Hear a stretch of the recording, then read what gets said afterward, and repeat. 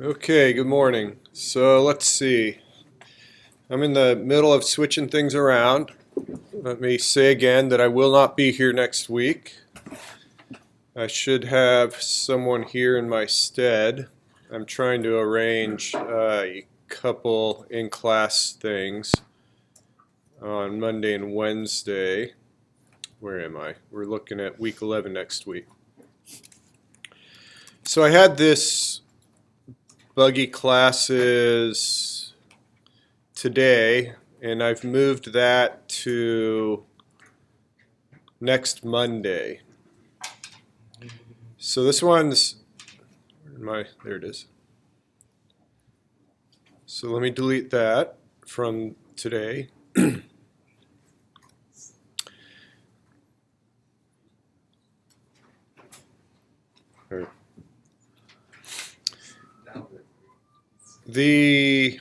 I think what I'm doing is I reviewed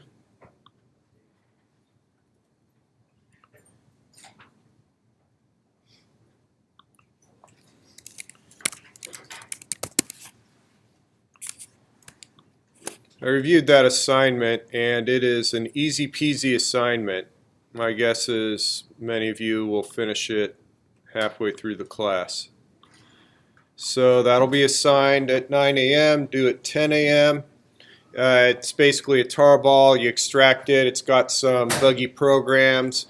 It's kind of in the spirit of the, remember that week 4 in-lab exam I gave, where it was a whole bunch of really easy bugs to fix? Same thing, but they're in classes.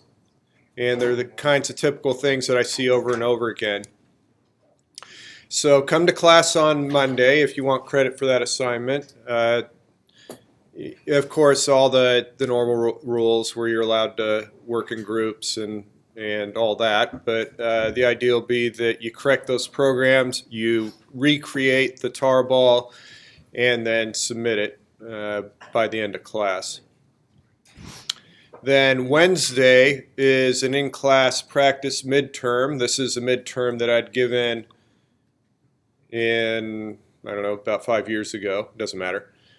And so it would be a midterm that I would have given this class at the end of week 7. Right now we're 4 weeks beyond that. So it's going to be, Wednesday will be kind of a self-assessment where you'll take that midterm and it'll be a little internal gut check. You should be feeling pretty good about most of the content on that midterm at this point because we're way beyond that now. Right? So that's what I have planned for Wednesday. And then Friday, I'm still playing with. My weeks are all screwed up here. Friday, I had this wonderful brain insight and had this great idea for an assignment. But it's still in my head. So I'm a little bit unsure about Friday. So stay tuned for that, and I'll post something ahead of time on the daily diatribe regarding the plans for Friday. But definitely have Monday and Wednesday in place. Lab 19 is super, super easy. It's about as much code as you'd write in a week 2 lab. Lab 20 is a little bit more involved.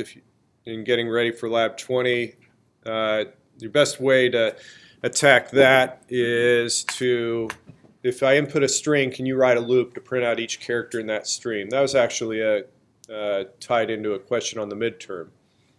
So review how to do that, where you can, getting a string from the user is easy. You just use getLine. The question is, how do you create a loop to then print out each character one at a time?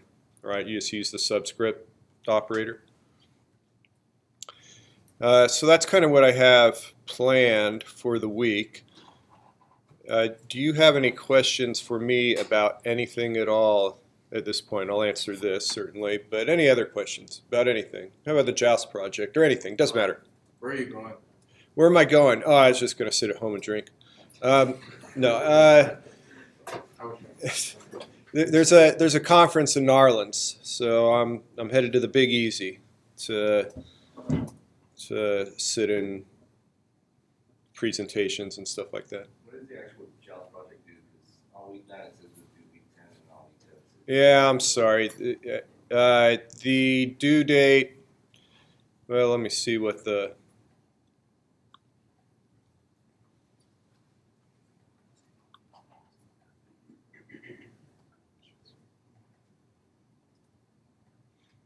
so as an aside, one of the labs this week is writing the weapon class, so that portion of the JAWS project is due when that lab is due tonight, so that'll get a good chunk of the project done. So the idea is that you have all the weekend and even through Monday and Tuesday for that. week 10.5. 11.5. Yeah. Right? We're in week 10 now, isn't that right? Yeah. Yeah. So week 11.5. Yeah, so my apologies for the what's due when has gotten a little bit out of sync and screwed up here at the end. I appreciate you bearing with my mistakes there. Any other questions? I know I've got one in top hat there, but I'll hit that last. Yeah. What is that conference for? It's a e-learning conference. It's a lot of learning pedagogy. Most of it's focused on online learning, which I used to do a tremendous amount back in the day, and still dabble in it, so to speak. Which is weird to say. I don't know how you dabble in an online teaching venue when you aren't doing it, right? But there it is. It's still an interest of mine, I guess. Although my first love is code and teaching code. What else? Yeah. How was your Halloween? Oh, well, thank you for asking. I did a little bit of house cleaning. Oh, nice. And turned out the lights to make sure that I didn't have kids knocking it. Right. Sitting there, don't have candy, so I'm like getting ramen packets to throw in little flavor packets. You get the spicy chicken packet. All right. What else? What else you got? How's your Halloween? Let's do it one at a time. No. Is it all right generally? Yeah. All right. I'll just assume that everyone not here has a tremendous hangover.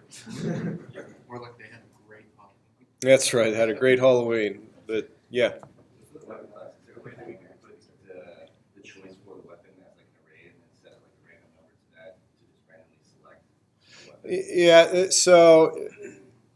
weapon? So let me give you a good answer to that. Let me give you the project deliverable answer. The project deliverable answer is that in the context of the role you're playing as a software developer for this game company, you really are just developing a test program so that the game designers can input a knight in that knight's weapon, a second knight in that knight's weapon, and then watch them joust and see who wins, and to balance out weapon values. So in the context of that role, you, by definition, don't want to change the weapon. You want to keep it simple. As an instructor, I do that to keep it simple, right? However, it certainly is an excellent question and very, very reasonable to think, well, if you had the actual game, how would that work with having different weapons? The relationship that we have right now, which is a knight has a weapon, is a poor relationship for that kind of thing. Because what it means is you would have to basically hollow out the weapon that's in there and shove all new attributes into that existing weapon. There's a completely different kind of relationship, which is I'm not sure what the formal term for it would be, but some sort of association which can be created with a weapon, and it can be changed, it can be removed altogether, and then you can make the association with a different weapon. I can give you let me find some code to borrow from. What was the report date time lab? What's that, 16, 17? 17? Oh, good. I've got a copy of it here.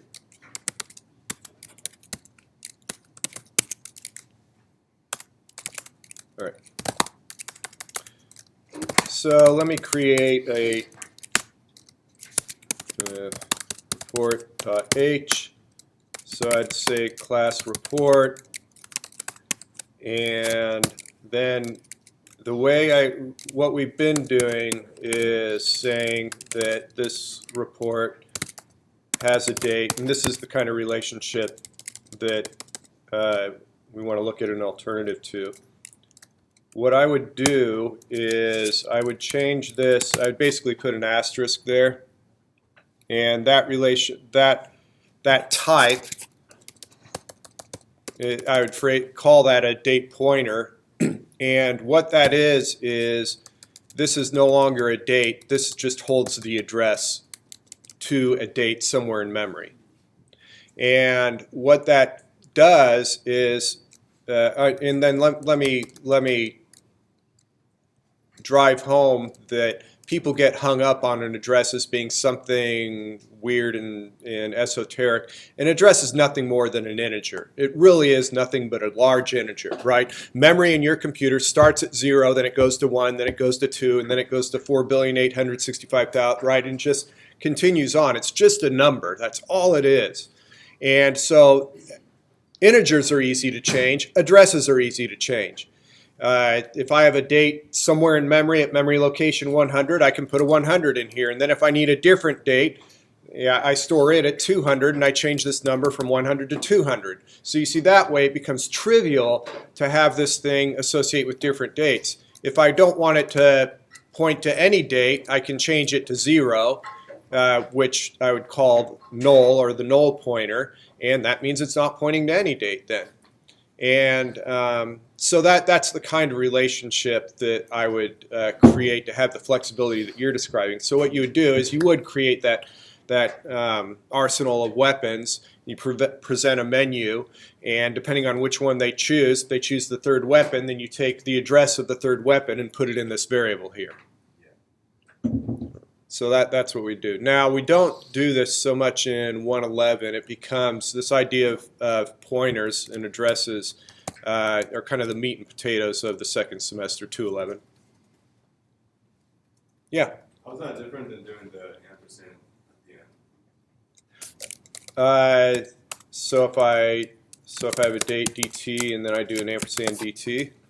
No, the date ampersand.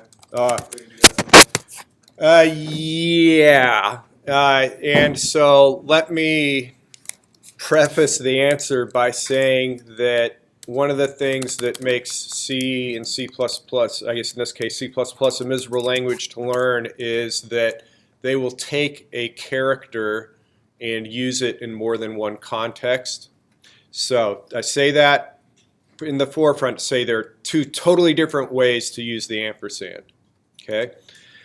This way, if I was to just put dt here, I don't have any sort of expression, but if I asked you what kind of thing is that on line 10, the answer would be that is a date object, or it's a date, right? Just for the same reason, if I said int x and I asked you what is x on line 14, you wouldn't hesitate. You'd just say that is an integer, right? Okay, so dt on line 10 is a date. What is line 7? I would say that is the address of a date. So that ampersand is an operator. It's doing an operation. It is basically getting the address of that variable. All right. What you're asking is something totally different. What is that? That is a different kind of date. That is rep date now is not a date. It is merely an alias for, or a reference, that's the technical term. It is a reference to some other date that's out there. So what I would do, I need to pull it out of the class. The discussion gets really complex when I put it inside of the report class. If I create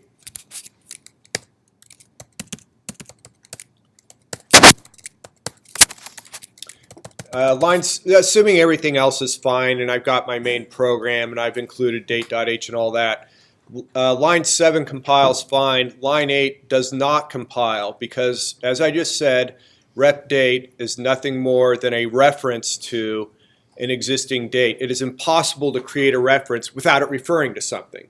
So line 8 will not compile. However, the moment I do this, then it compiles just fine because rep date is a reference to an existing date, in this case dt. So if I say dt.display, I'll see whatever's in dt. Let's say 7/4/1776. If I say rep date.display, that will also print out July 4th, 1776. Why? Because rep date is just an alias for, it's another name for dt. I do not have two separate variables there. I only have one variable, it's dt. Rep date's just another name for it. So what's the difference though between doing the reference and then the pointer? Are you both like referring to the same address? So that's a good question. In this case, you're referring to another object. I cannot change it, whereas a pointer I can change, right? A pointer I can give the address to a different date, just as if it's an integer. I treat it like an address like an integer. I can assign a different number to the variable. A reference is you can't break. Once that reference is created, it always refers to the variable it was initialized with, in this case dt. So you could change the actual address of the pointer? Yeah. Pointers, the best way, no one's going to tell you this in 211, but put this in the back of your head if you take 211. Always think of addresses as nothing more than simple integers. Anything you can do with an integer, you can do with an address. You can reassign it. You can add numbers to it, right? I can take an address and add 5 to it. Yeah, an address is just a number. You can do anything with it you can do with an integer. So you can change an address because you can change an integer.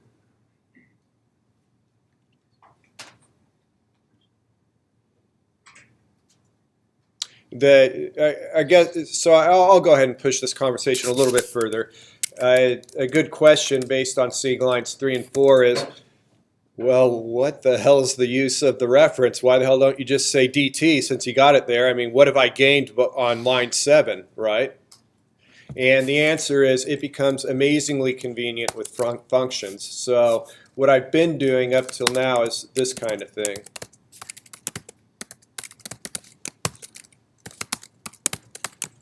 And then what I'll do is I'll return x plus 5. Let me change this to float just to be creative. And then I'll have in my main function, I'll create a float pi equals 3.14. And then in order for me to change pi, what I have to do is something like pi equals add 5 to pi. Right? That's kind of been the strategy to changing pi. Well, with references, then it's a whole new ball game. So I'll make this a void function. I won't even return anything, and I'll say this is really add 5. Now, the only change I'm going to make to this function is I'll put that ampersand there. And then I'll just change this statement to that. Okay. Now I'll comment that out, and I'll say really add 5 pi. When I call the function on line 16,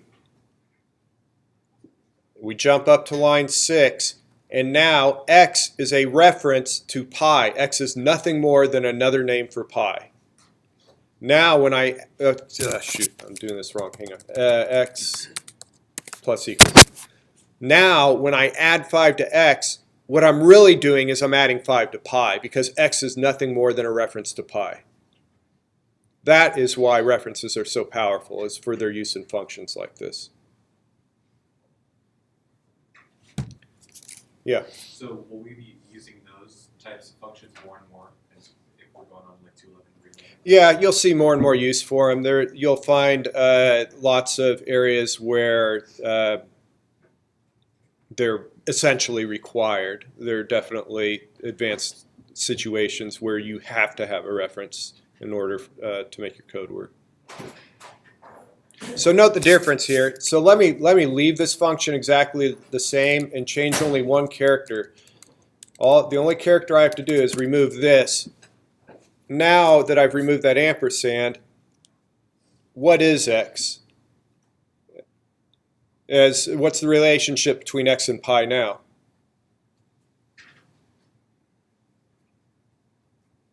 X is nothing but a copy of pi. X is its own variable. Now, if I run the exact same code, all I've done is I've removed one character. If I run the exact same code on line 16, when I invoke the function, I call the function, I pass in pi, up on line 6, x is created as its own float variable, and it contains a copy of the contents that are in pi. So on line 8, I'm definitely making a change, but I'm changing x. I'm not changing pi. And then on line 9, x goes out of scope and goes away. So another then insight to references is note my application on lines 12 through 17. I don't change my application. If I change the way the input parameter is specified, that changes the relationship between pi and x. All right, the only change I'm making is to the function itself. The way you call the function when you're dealing with references doesn't change at all.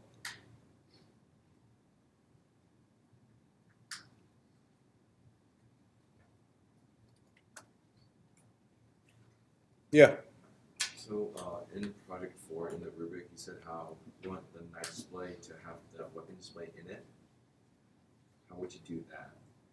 Like, how would you connect the weapon display to go into the night display? Okay, good question. So this is in project 4, and this actually is the reason for lab 17, is to show you when you have class, right, we have a report that has a date and a time, and there's a display function in report. So if you get lab 17 done, that's the answer to your question. But let me go ahead and go into it because there's a couple points of conversation that are worth talking about. We're getting to a stage in our understanding of the language that what you have to put forefront in your mind is what kind of thing is it and what are the things I can do with it. For instance, pi is a float on line 14. What are the kinds of things I can do with a float? Whatever I can do with a float are the things I can do with pi. Now that's so obvious as to be uninspiring, right? Well, you can add to it, subtract from it, divide a number into it, and so on and so forth. Where it becomes meaningful is where we start looking at these class objects. So let me actually bring up lab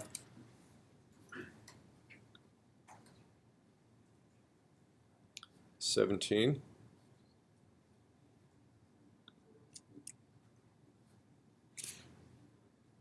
All right, so there's the date. I guess it'd even be better to look at the code. No, let me even look at date.h. All right.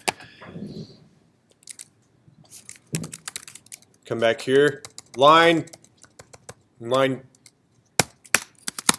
just going to put it naked all by itself here. There's my variable, dt. First question, what kind of thing is dt? It's a date. What kind of things can you do with a date? Whatever's in the public. There are exactly two things I can do with this date. I can create it, that's line 6, or I can ask it to display itself. And what is the syntax to get it to display itself? Yeah, .display, right? All right. So now we have the, let me just stick with, I'm just going to stick with this lab because the answer to it is exactly the same as the question you're asking. I'm going to have report, this is a void function, this is report's display function, and I'll leave that there for the moment. This is the output that's desired for report's display function. You need to print out the words report date. Jump back to the second week of class. Help me out with a line of code to print out, quote, report date. See out, right? Yeah, you put a space there. All right. Here is the first mistake that people make. What is the name of the variable in the report class? Rep date? Update, yeah. Yeah, right there. Oops, can't highlight it.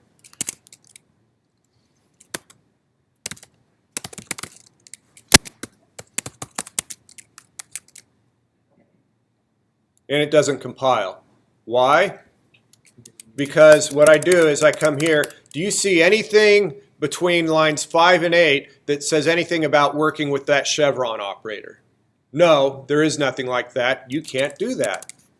There actually is, just to give you a preview, there actually is an,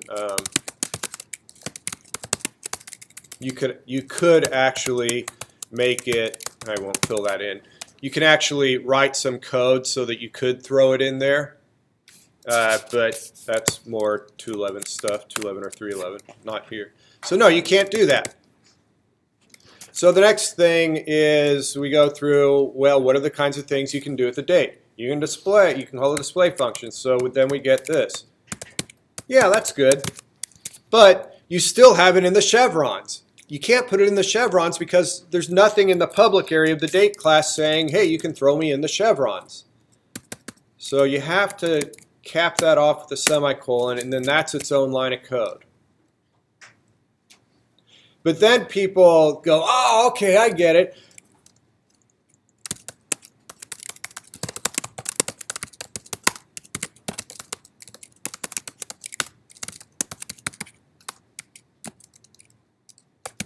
And then they do this, and this doesn't compile. And they go, wait, what kind of line are you feeding me here, Todd? You told me how to do the date, and that kind of makes sense. I'm with you. But now I'm trying to print out the report description, and that doesn't work. And then I get back to the same thing I'm trying to drill into your head. Ask yourself, what kind of thing is it, and what are the things you can do with it? What kind of thing is repdesk? A string. What kind of things can you do with strings? To print them out. For it. Yeah, it is. Throw them in C out.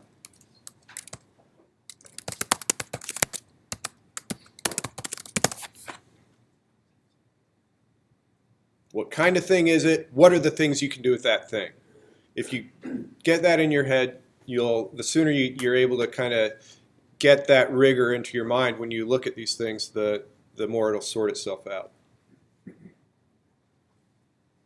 So your question was, how in the world do you print out the weapon in Knight's display function? Well, you have some cout statements for Knight's attributes and other information, and then when it gets to the weapon in hand or whatever you call that variable, it's got a display function that you call.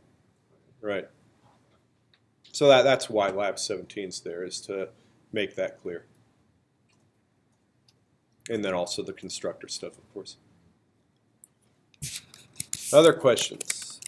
Did you also want it to be like we did yesterday, where you wanted it to be get out the left-hand side and then a text file to seem like that you see in manually?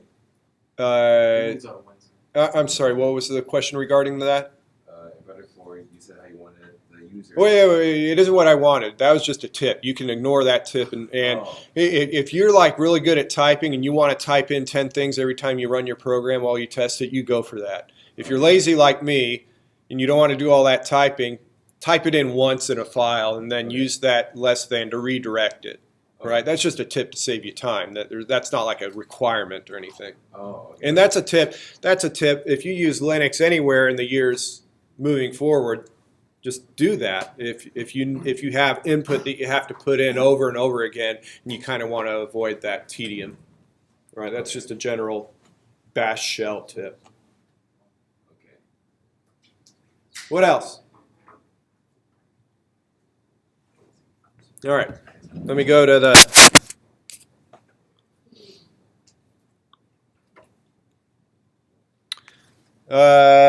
I will not be in my office after class, I'm afraid.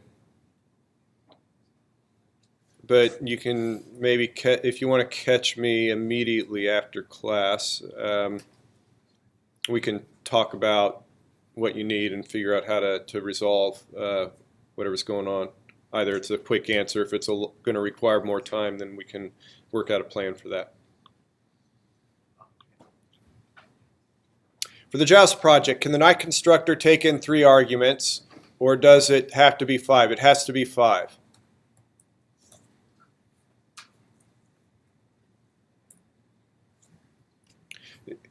Specifically, I don't, and that's because I don't want this. I don't want you creating a weapon inside main and then passing that weapon to the knight that's being constructed. I want all of the individual arguments to go in, and then the weapon in hand is constructed with 3 of the 5 arguments that are passed in. And that's the other reason for lab 17 is it has you construct rep date and rep time a particular way. It's exactly the same for constructing the weapon.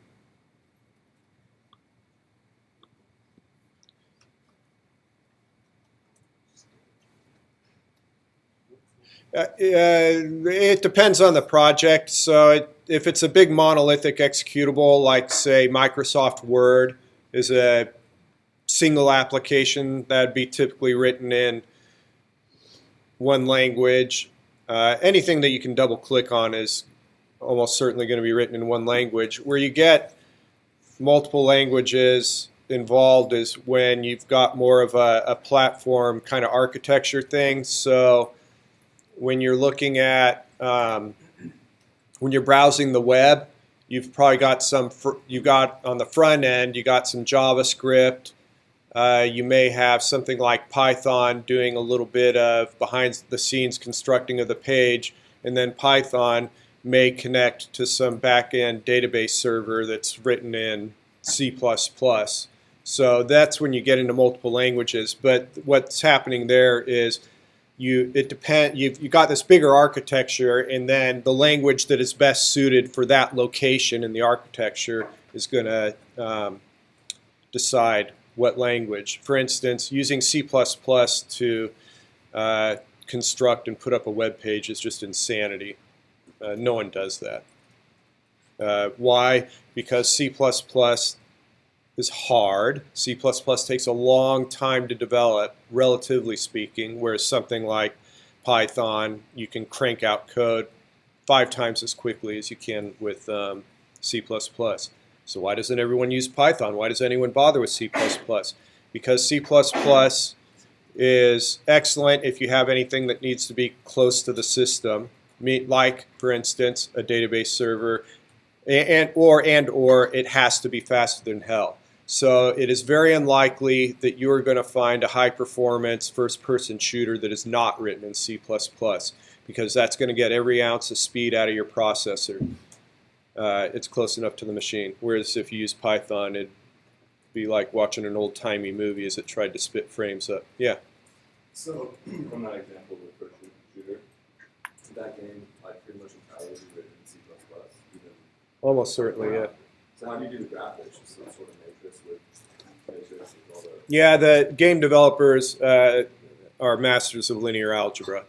So there's a ton of linear algebra in there to do the right transformations for the polygons and so forth.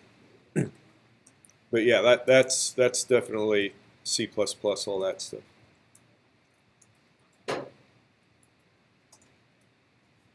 So, but it's a good question, because another question that is fair for you to throw at me is, well, why the hell are we learning C++? There are a very small number relatively small number of programmers who are writing games or who are developing actual operating systems, right? When I say operating system, it's this, right? Me grabbing something and dragging it, me double-clicking on something. That's the operating system. What's giving us that behavior? That kind of stuff's written in C++ as well. Well, there are relatively few developers doing that. However, if I look at web developers or maybe even mobile developers, they're developing in these other languages. Why aren't we learning those instead? Well, one, definitely if you're going to do a career, you're probably going to learn multiple languages, including those others. But why am I not choosing one of those others as kind of the thing to learn in 111, 211, 311? It's because you get a much more intimate understanding about how computers work and how computers interact with software if you do it in C++, because it does keep you, relatively speaking, closer to the machine. To give you an anecdote, there was a period of time where this program had switched from C++ to Java. And one of the differences, we don't see it at the 111 level, but one of the differences is in C++, you have to manage your own memory. We talked about addresses and having a date somewhere in memory. It's up to you to allocate the memory to bring that date into existence, and then it's up to you to release that memory when you're done with it. If you don't release it, it's what's called a memory leak. And if your program runs for a long time, it leaks more and more memory until your whole machine bogs down because there's no more memory left because you've leaked it all out. Because the machine won't reclaim it until you give it up or your program ends. So that's what I mean by a long-running program.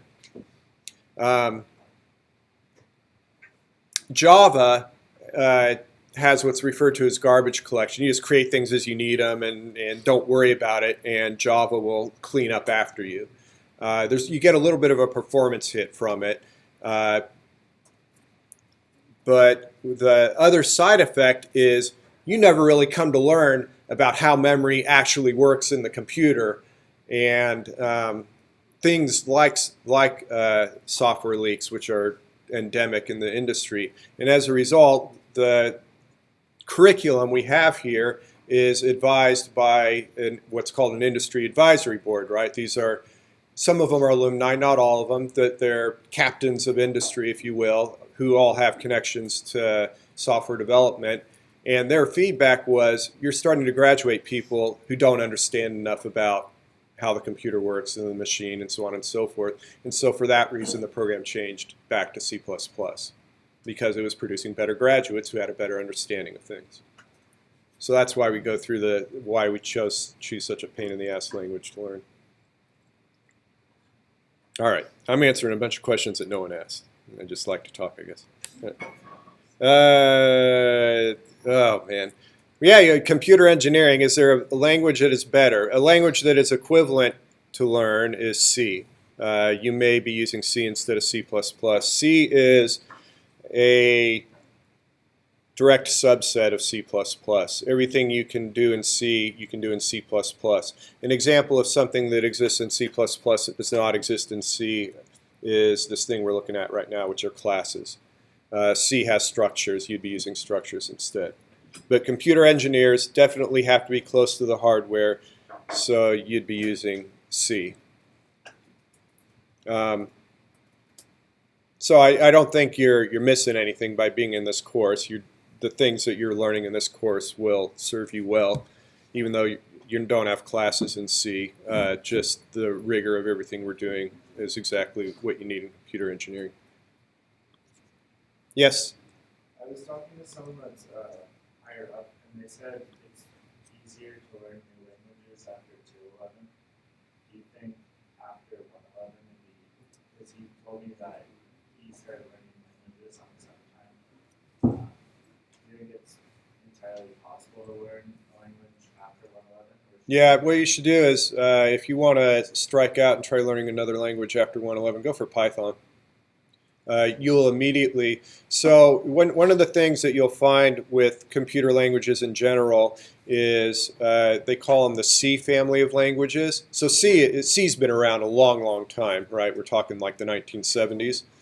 And the syntax, the general syntax construction, which we see in C++ as well, is so familiar. I don't know whether it's a familiarity or whether they just got it right or what, but it is hard, relatively speaking. I don't want to say it's hard. It's easy to find another language that looks a lot like this language that we're learning now. I'm using C and C++ interchangeably. For instance, when you create a variable, right, you say int A. Java is anyone who's been exposed to Java in this class, I know there are at least a couple of you, have probably thought, by golly, what we're doing in here looks almost exactly like Java. The syntax is 99% of the same. Python is very, very similar. Perl is very, very similar. JavaScript is very, very similar. Ruby has differences, but a lot of similarities as well. there are a huge number of languages that you can go to that will feel very familiar just because there's kind of a shared syntax. I think Python is a wonderful next step to strike out on your own. You'll find it far easier to learn than C++ was. So I don't think you have to wait to 2.11. You definitely, I think right now you could start learning another language if you're inclined. I will say in general that the graduates who end up with jobs at like Facebook, Google, Amazon, these are people who are in the program who struck out to learn some languages on their own. They didn't just wait to take a class that taught them language X. So yeah, definitely want to do that at some point. And that's for two reasons. Not only does it give you an additional breadth in depth, but it shows that you actually kind of are interested in computer science as a career rather than just being in school to get a diploma, right? Is C just C++ minus minus? Yeah, I guess you could say that's exactly what it is. I mean, that's where, I think I may have said this at some point, that's where C++ comes from. We're all familiar with the increment operator, and those who name languages thought that that was very funny, and they laughed about it for days, and it stuck. All right, so we got that. Any other questions?